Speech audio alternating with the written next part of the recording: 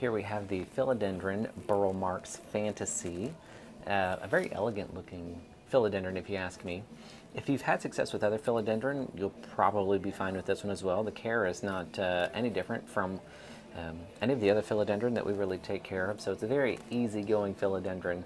Even though it's considered more of like a collector plant, something that's not grown in mass quantities, it's still very easy to care. So we always say it's a collector, but not collector care, if that makes sense. Anyway, let's get into the care instructions for this guy.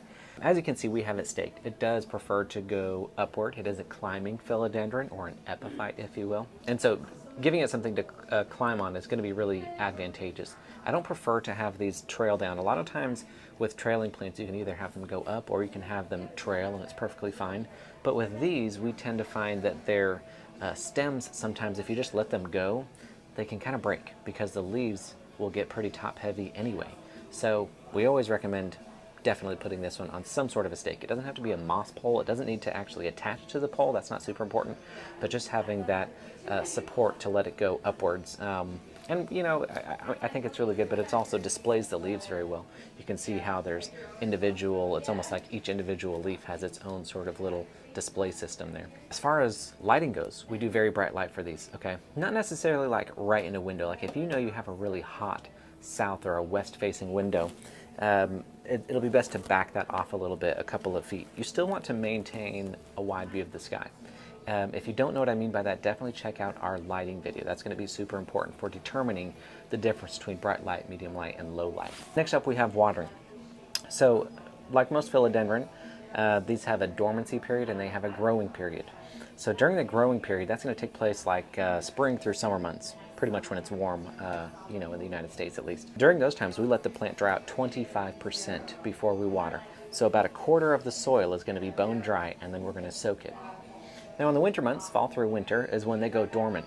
We have shorter days, the plant doesn't use as much water, it doesn't grow fast. In fact, you might not see any new growth from it at all. It might cease the new growth at all. Perfectly normal for plants to do that during dormancy. But during that period of time, we let it dry out 50% in between watering. So we let about half the soil dry out before we give it a really good soak. Now it's important to remember that no matter what time of the year, dormancy, growing period, we want to give this plant a full soak. When it has dried out appropriately, 25% or 50%, we are giving it a full soak. Your job is to saturate every bit of soil that's in the pot. Speaking of soil, when we repot these, we like to go up just one pot size. We do that during the spring or the summer months, and we use an aeroid mix, okay? So it's super chunky. We like to use 1 part houseplant soil, mixed with 1 part orchid bark, mixed with 1 part perlite. You can substitute the perlite for other components like cactus soil. Works really well.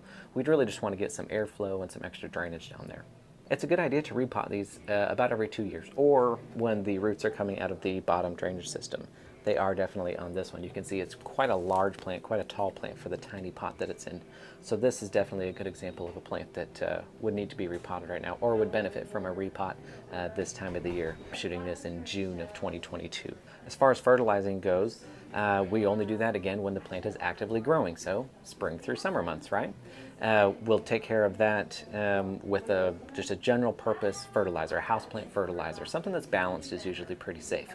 10, 10, 10, 15, 15, 15, 20, 20, 20, as directed on the packaging, is going to do really well for these guys. But that's going to do it for the care instructions for the Philodendron Burle Marx Fantasy. If you have any questions about this really neat plant, I can see the aerial roots have actually already started to attach to this bamboo pole that we had here, which is so funny. But anyway, if you have any questions about this plant, or you already grow this plant, let me know how you do it in the comments below, or if you have any questions, same place.